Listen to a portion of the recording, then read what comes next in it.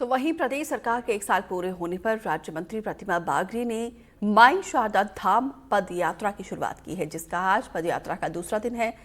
उछेरा के एक पैलेस में रात्रि विश्राम के बाद सुबह 9 बजे दूसरे दिन की यात्रा शुरू हुई। इस दौरान एनडीटीवी से बातचीत करते हुए राज्य मंत्री प्रतिमा बागरी ने कहा कि इस धार्मिक यात्रा का उद्देश्य सरकार के 1 साल पूरे होने पर आभार प्रकट करना है। ये यात्रा पूरी तरीके से धार्मिक है।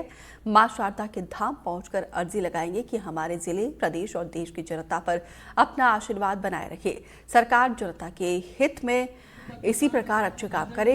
यात्राओं से जनता से जुड़ाव का भी संदेश मिलता है। बागरी ने पद यात्रा की शुरुआत सोहावल में मौजूद चंडी देवी धाम से किया। पहले दिन करीब 35 किलोमीटर की पद यात्रा हुई। आज शाम तक मां शारदा धाम मैयर यात्रा पहुंचेगी, जहां पे यात्रा का समापन होगा। इस वक्त पूरे देश के अंदर यात्राओं का दौर चल रहा है। अलग मध्य प्रदेश की ही बात करें तो बाबा बागेश्वर के बाद एक यात्रा जो है पूरे प्रदेश के अंदर सुर्खियां बटोर रही है, वो है राज्य मंत्री प्रतिमा बागरी जी की।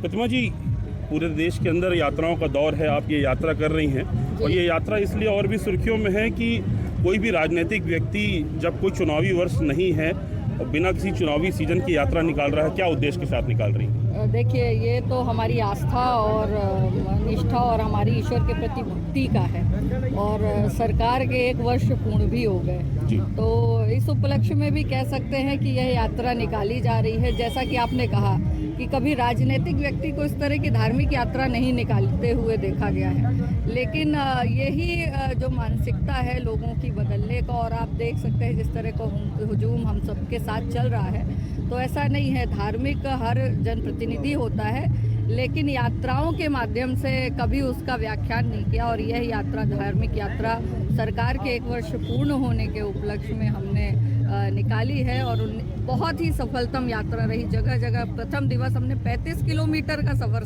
तय किया और यात्रा में कहीं नहीं देखा गया कि किसी भी प्रकार की थकान या हमारे भक्तगणों के अंदर ऐसे भाव आए हों। सब बहुत ही भक्ति में माहौल में और भक्ति में लय से चलते हुए इस यात्रा का प्रथम दिवस हमारा सफल रहा। जगह जगह बहुत ही अभूतपूर्व स्वागत हुआ और आज भी यह द्वितीय दिवस यह यात्रा प्रारंभ हुई है प्रातः 10 बजे से और पुनः ये अपने माई के दर्शन के लिए निकली। अचानक से कैसे प्रेरित हुई आप? अचानक से यही कि 1 वर्ष पूर्ण हो रहे हैं, कुछ अलग और कुछ अनोखा करना चाहिए और कुछ यादगार करना चाहिए। तो माई की प्रेरणा भी रहे, उसमें सबसे बड़ी तो उनकी प्रेरणा नहीं, वरना अगर उनकी प्रेरणा नहीं होती तो हम इतना बड़ा कदम उठाने से थोड़ा सा डरते।